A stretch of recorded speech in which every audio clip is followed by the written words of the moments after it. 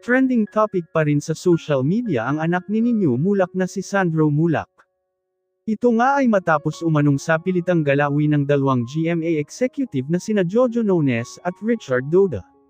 Ayon sa ulat, matapos daw ang GMA Gala ay inimbita daw nina Jojo at Richard si Sandro sa isang hotel at doon na nga daw nangyari ang ginawang pamimilit ng dalawang executive. Galit na galit nga daw ang ama ni Sandro na si Nino matapos daw na magsumbong ang anak dito. Ayon kay Nino, sisiguraduhin daw nitong mabibigyan ng hustisya ang ginawa nina Jojo at Richard sa kanyang anak. Hindi umano niya titigilan ang mga ito hanggat hindi daw nabubulok ang dalawa sa bilangguan. Ayon pa dito, malaking damage daw ang naidulot ng pangyayari kay Sandro dahil lagi nga daw itong nakatulala at nagkukulong lang sa kwarto.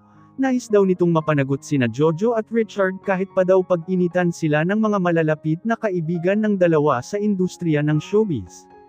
Samantala, maging ang tiyuhin ni Sandro na si Aga Mulak ay tumutulong din para mapabilis umano ang pagkamit nila ng hustisya para kay Sandro. Ayon kay Aga, kahit pa daw anong palusot ang gawin ni na Jojo at Richard ay hinding-hindi umano makakatakas ang mga ito dahil sa matibay nilang ebidensya. Wag na nga daw sanang pagtakpan pa ng GMA Network ang kasalanang ginawa ng dalawa dahil trauma daw talaga ang naidulot nito sa kanyang pamangkin. Ginagawa daw nila ito hindi lang para kay Sandro maging sa mga artistang nabiktima din nina Jojo at Richard. Ayon pa kay Aga, may ilan na din siyang kilala na ginawan din ng hindi maganda ng dalawang GMA executive. Natatakot lang daw magsumbong ang mga ito dahil sa takot na mawalan ng trabaho sa kumpanya ng GMA. Marami naman ang sumimpat siya sa pamilya Mulak dahil tama naman daw ang ginawa ng mga ito upang matigil na din ang maling kalakaran sa mundo ng showbiz.